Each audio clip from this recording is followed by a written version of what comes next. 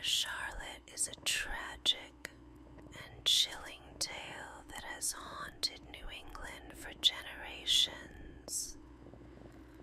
A story of beauty, vanity, and a chilling price paid for pride. The legend speaks of a young girl, fair Charlotte, who, on the night of a grand New Year's ball, was so consumed by her desire to look perfect that she ignored the cold creeping through the dark winter air. Dressed in a delicate, shimmering silk gown, she refused to cover it with warm clothing, believing that her beauty would be ruined by a bulky coat or shawl. As she rode with her escort in a sleigh through the snow-covered streets, the temperature plummeted, but Charlotte remained oblivious to the freezing winds biting at her exposed skin. Her vanity was her undoing. By the time they reached the ball, her body was stiff, her lips blue, her fingers frozen. She had frozen to death. Her once beautiful face, now pale and lifeless, still clutched in the icy embrace of the night. The tale doesn't end there. Locals say that on cold, moonless nights, you can still hear the sound of a sleigh's bells echoing through the frozen streets, but no sleigh ever comes into sight. They say it is Charlotte's spirit, doomed to ride for eternity, seeking warmth she will never find. A warning, a reminder, vanity can lead to a cold, unrelenting end.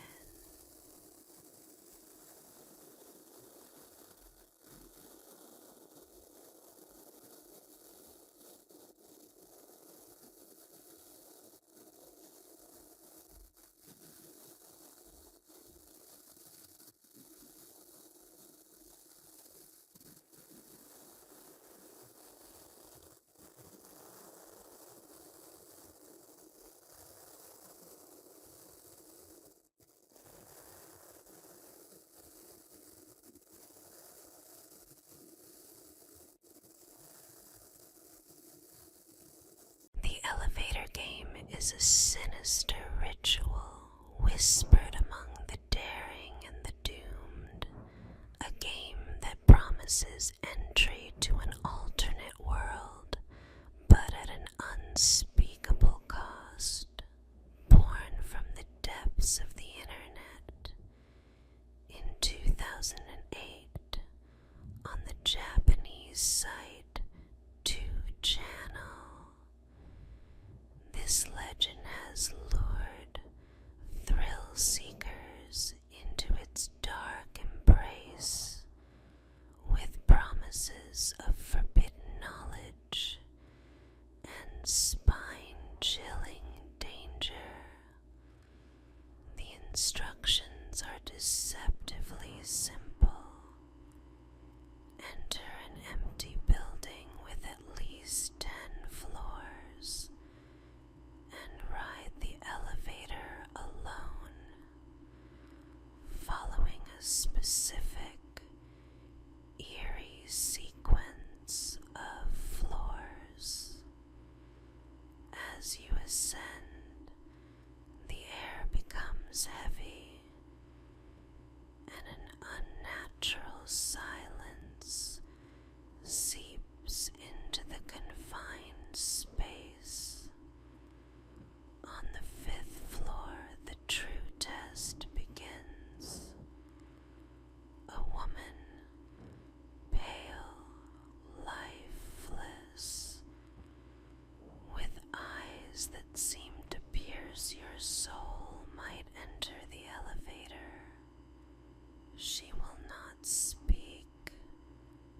but she will watch.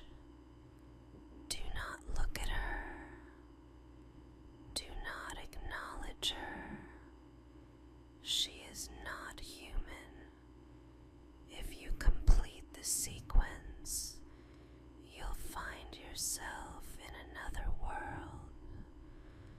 The building will feel cold, suffocating. The lights will flicker dimly, revealing an empty, desolate city outside. Some claim to have seen shadowy figures lurking in the distance, their movements slow and deliberate, watching your every move. But the warnings are clear. Many who play never return, lost to the sinister otherworld they dared to enter. Deep in the dense, shadowy forests of Mexico lurk the Chinex, small, sinister beings of Aztec mythology, creatures twisted by the ancient secrets of the underworld. Known as guardians of the wild, these entities are said to protect mountains and creatures, but their methods are anything but gentle.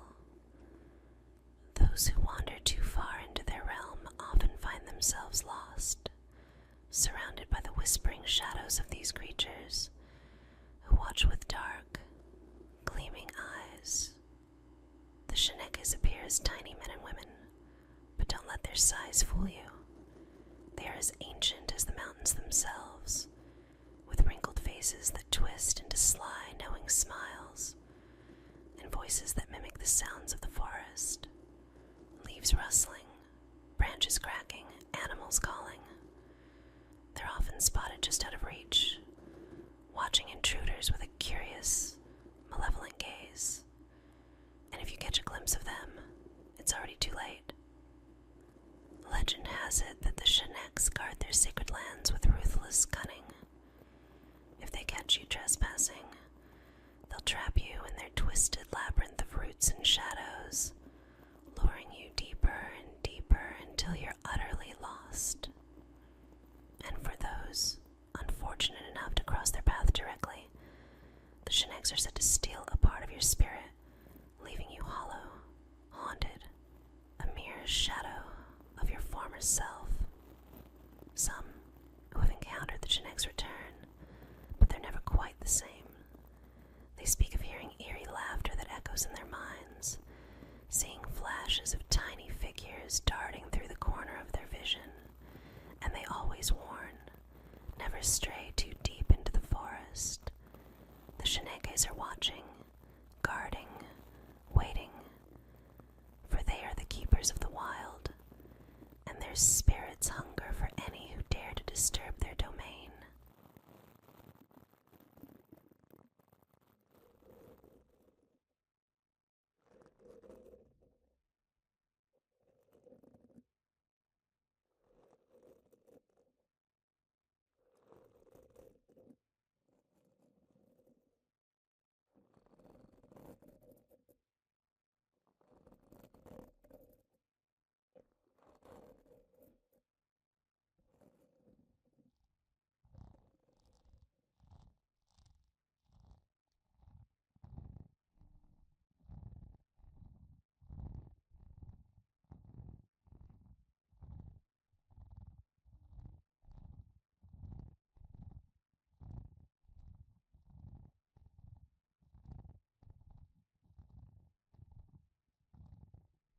In the dead silence of the night, a woman returned home to an eerie sight. Her loyal Doberman, gasping and choking, its powerful body convulsing on the floor. Panic surged as she knelt by her faithful pet, its eyes wide with desperation, pawing frantically at its throat. She wrestled with its jaws, struggling to dislodge whatever was caught.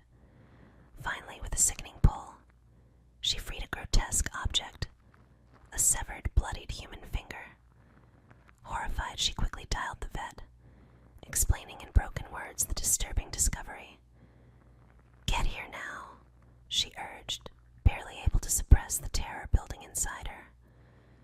Leaving her Doberman with the vet, she returned home, shaken but grateful her dog had survived the encounter.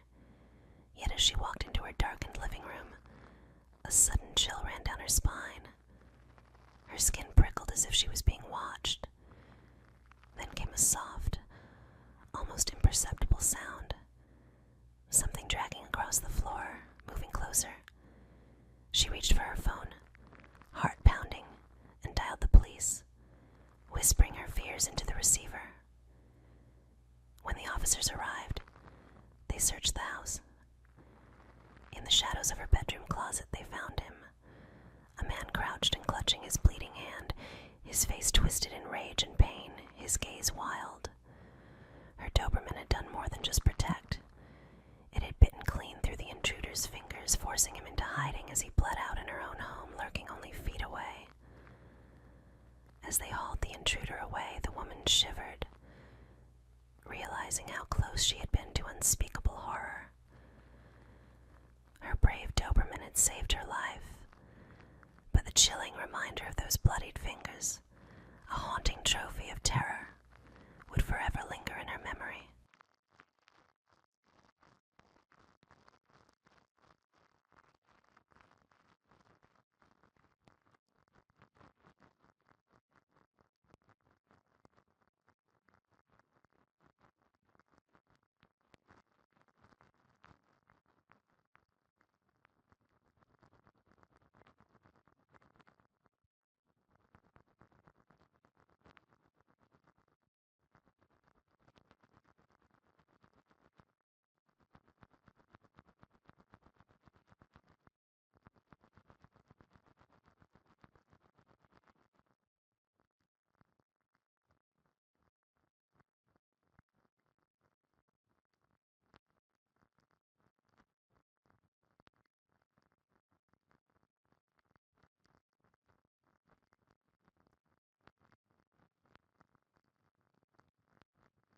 In the shadowy corners of Chilean and Argentine folklore, there is a creature that terrifies even the most steadfast, the chanchon.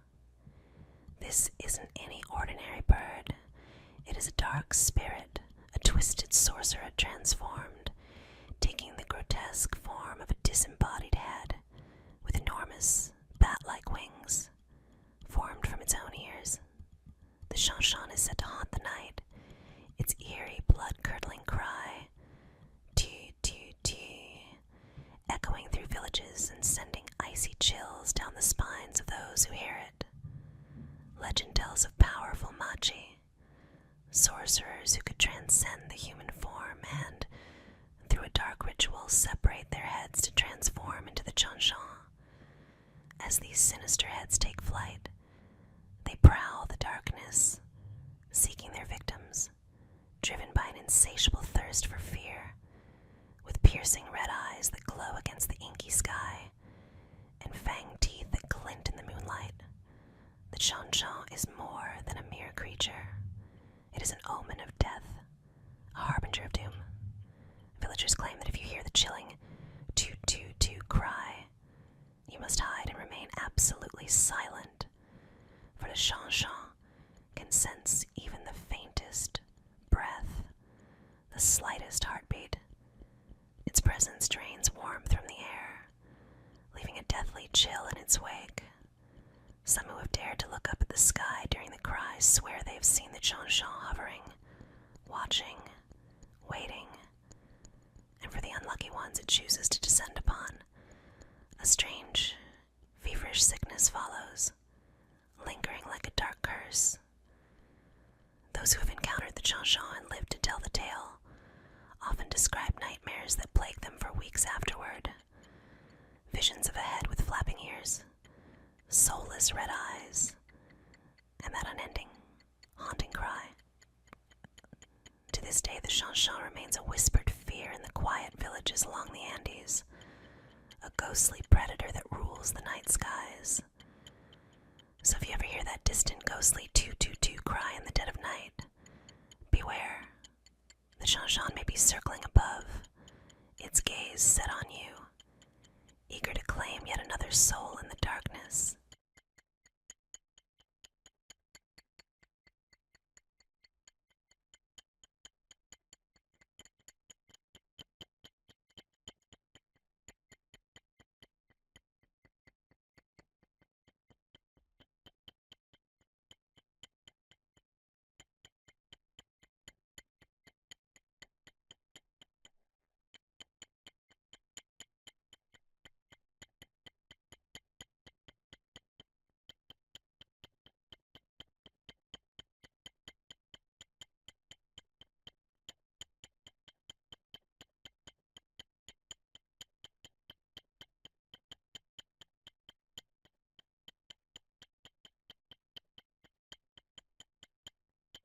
In the grim corridors of 1960s police stations, an eerie rumor began to spread. A dark tool known as the colander lie detector.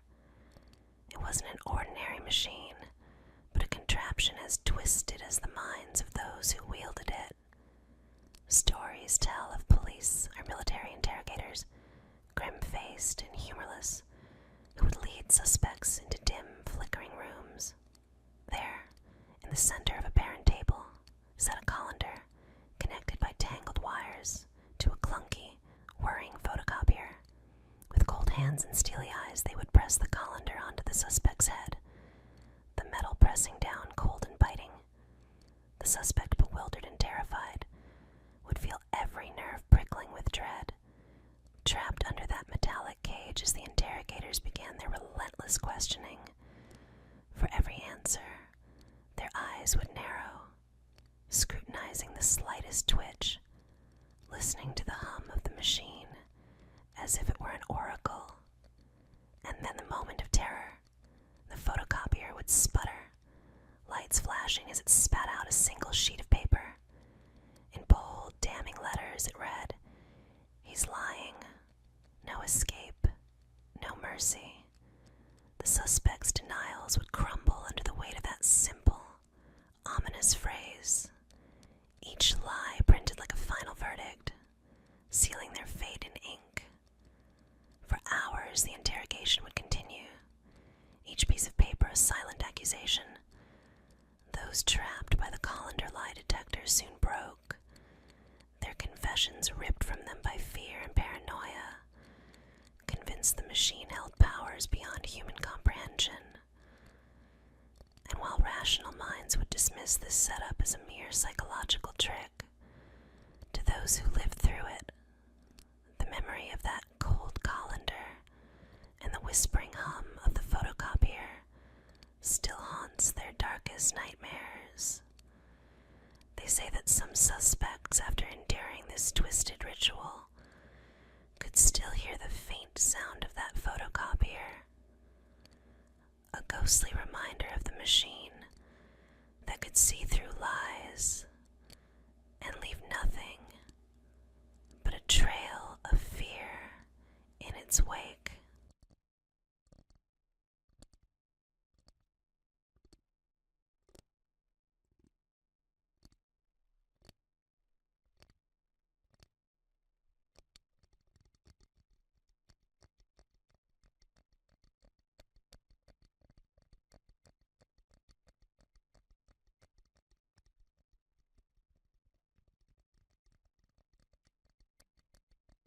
In the dark, moonless nights of the Caribbean, a shadow stalks the land,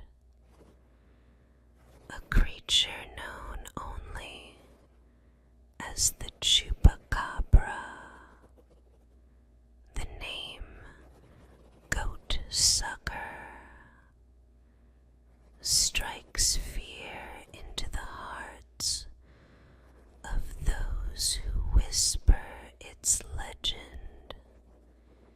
It is a nightmare made flesh, a thing that slinks through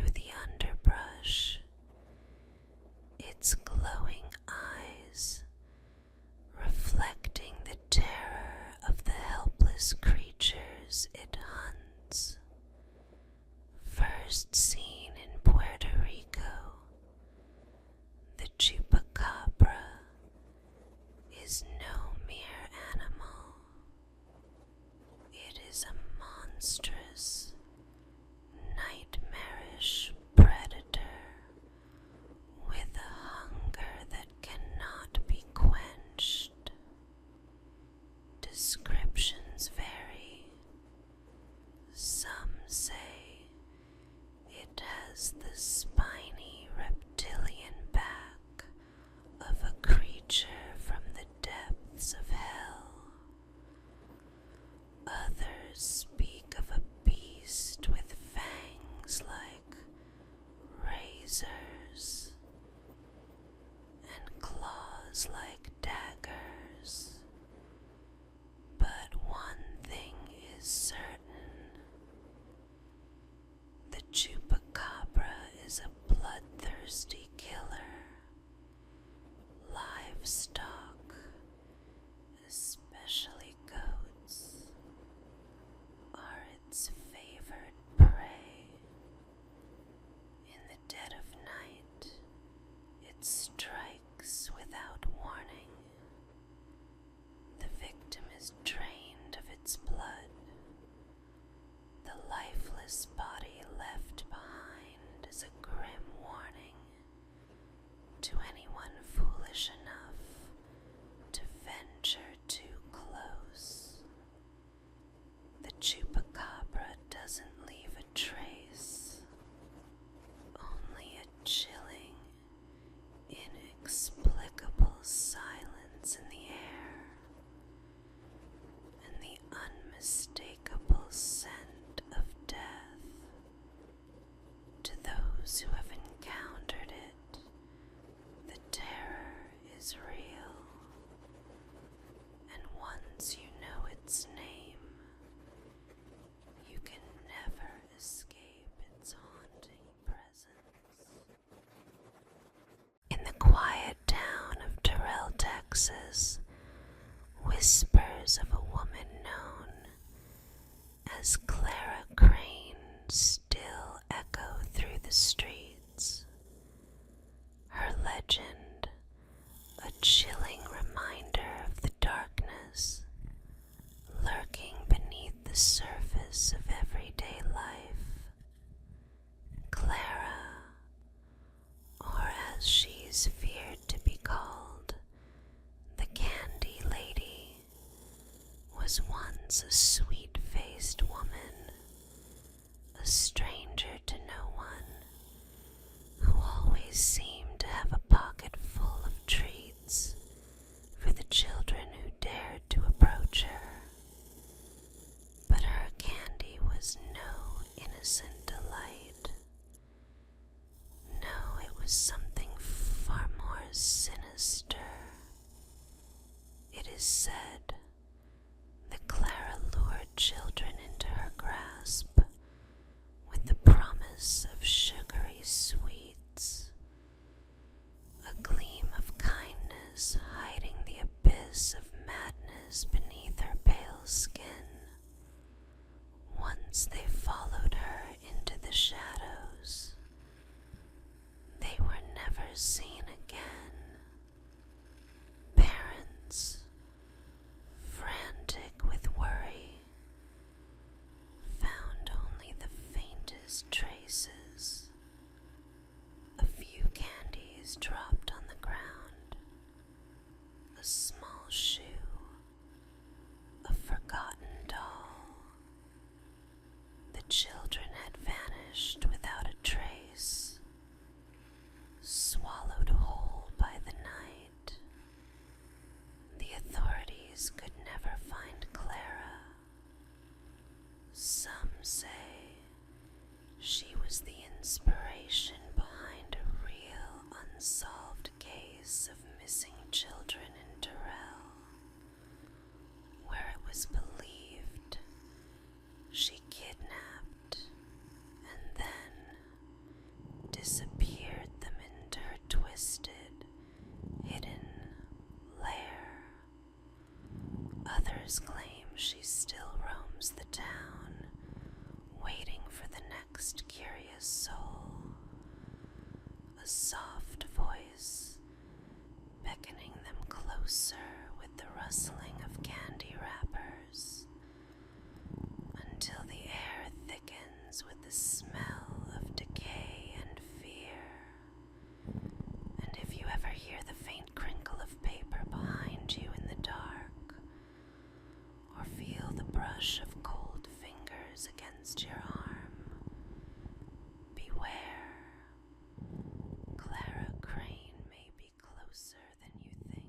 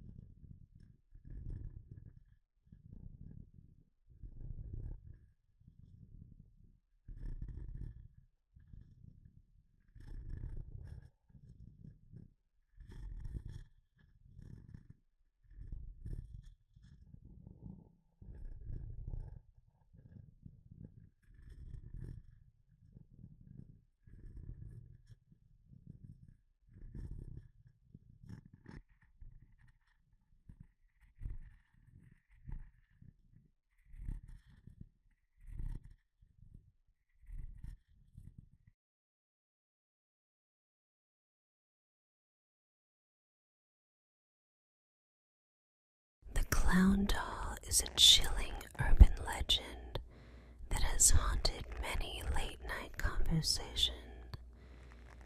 It starts with a seemingly innocent scene. A babysitter left alone with the children in a quiet, suburban home. In the corner of the living room stands a creepy, lifelike clown doll, its painted smile twisted, eyes too bright, frozen in a disturbing gaze. The babysitter, unnerved by the doll's eerie presence, calls the parents to ask if she should move it. But the voice on the other end of the line is calm, almost too calm, as they reply, "We don't own a clown doll."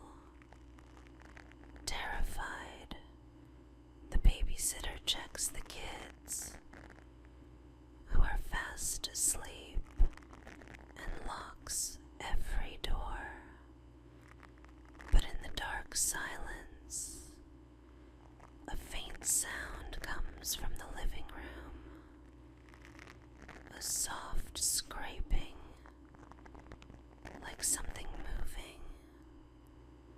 Heart racing, she creeps downstairs, only to find the doll gone.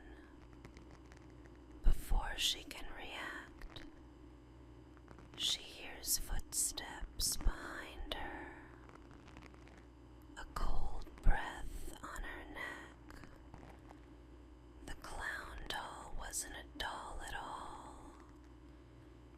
It was the murderer, disguised, watching and waiting for the perfect moment to strike. The horror, it's always been in plain sight.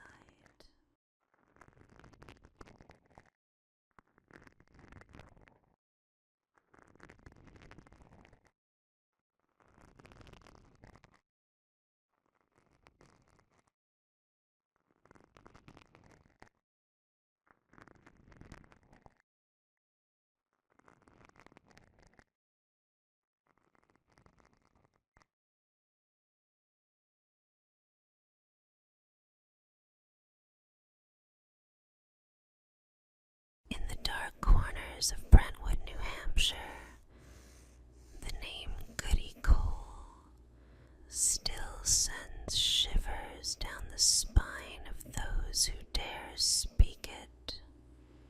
Eunice Cole, a frail, weathered woman with eyes that seemed to see through the veil of life and death, was condemned to be a witch twice.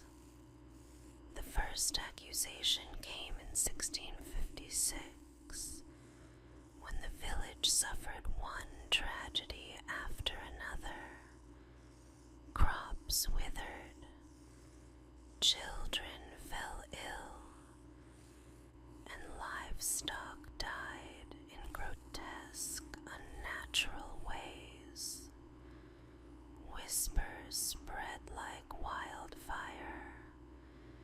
It was her, Goody Cole, they said. She was the one responsible for the misfortune that gripped their town. In 1673, the accusations resurfaced with a vengeance. Goody Cole was arrested once more, this time charged with witchcraft after the village saw another wave of disaster. Her name became a curse on every passing wind. People claimed she could curse the very earth beneath their feet. Her spells laced with malice and blood. No one truly knows what happened to Goody Cole. Some say she died in a dank, forgotten cell. Her spirit, lingering in the fog that rolls over the town, waiting for the next to dare invoke her name. They say if you wander too far in the woods near Brentwood at night, you might feel her cold, dead gaze upon you. Her laughter echoing through the trees as she beckons you closer into her cursed, eternal grasp. In the eerie darkness of Cape Henlopen State Park, a ghostly light flickers on the horizon, drawing the lost and the curious into its haunting glow. Known as the corpse light, this phantom flame lures those who wander too far from the path with a false promise of safety. It's a light that seems to dance just out of reach, flickering like a distant beacon, as though someone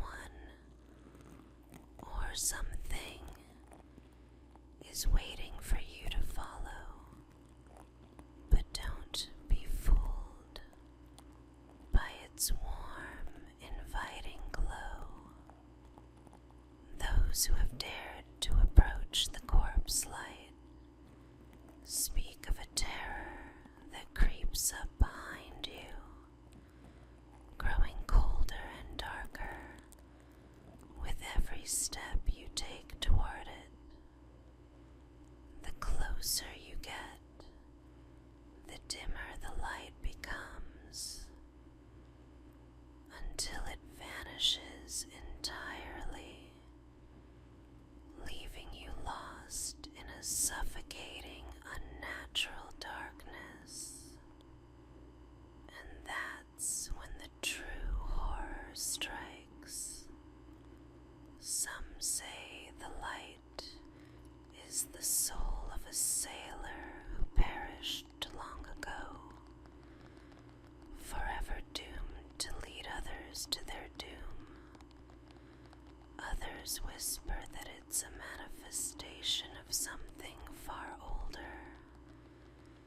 something that preys on the vulnerable.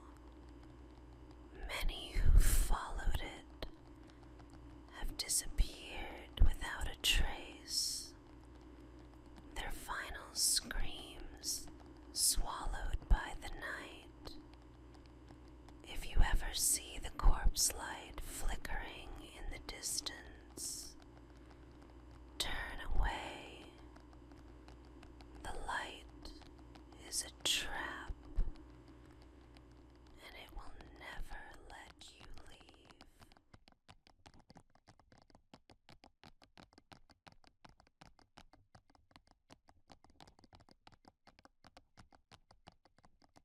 In the dead of night, under the oppressive weight of the full moon, a sinister pastime thrives in the quiet corners of rural farms. A cruel, twisted game known as cow tipping. The legend speaks of young thrill seekers who, driven by a strange, dark hunger, stalk the unwitting cows as they sleep soundly in the fields. The cows, standing on their hooves, are completely unaware of the danger creeping toward them. Silently, the tipper approaches, each step measured, each breath held. Then, with a single violent shove, the massive creature topples.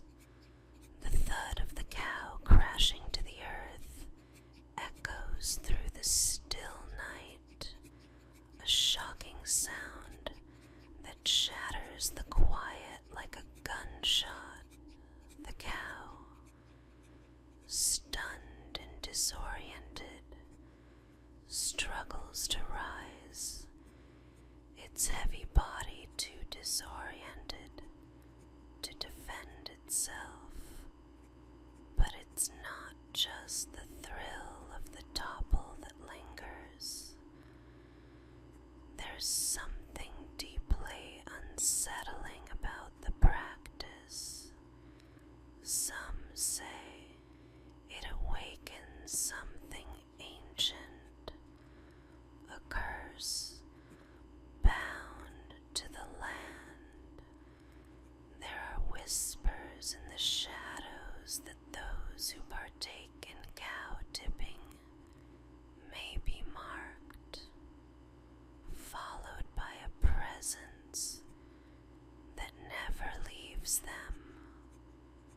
A watchful, unseen force that waits. Others say that the cows, though silent, are not as innocent as they appear. They have their own dark secrets, secrets they whisper to the night, seeking vengeance on those who dared disturb their rest. And once the game is played, there's no turning back. In the shadowy corners of Staten Island, a name whispers through the night.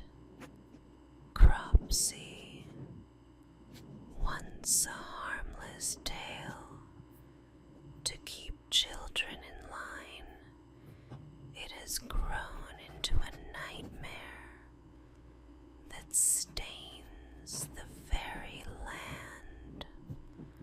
Parents warn their kids, stay close, or Cropsey will come for you.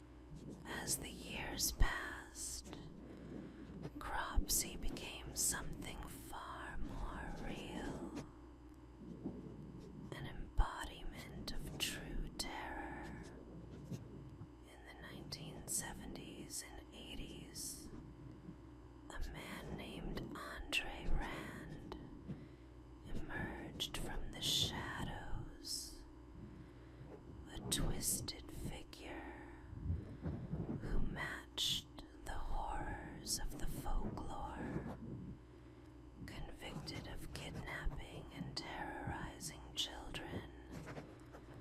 Rand was the real-life Cropsey. The monstrous figure in the legend was no longer just a story.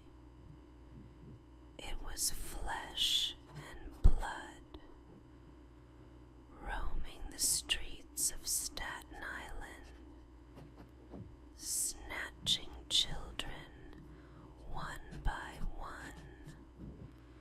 Cropsey may still walk among us, his twisted presence forever haunting the streets where innocence once lived. And for those who strayed too far into the night, the darkness may still claim them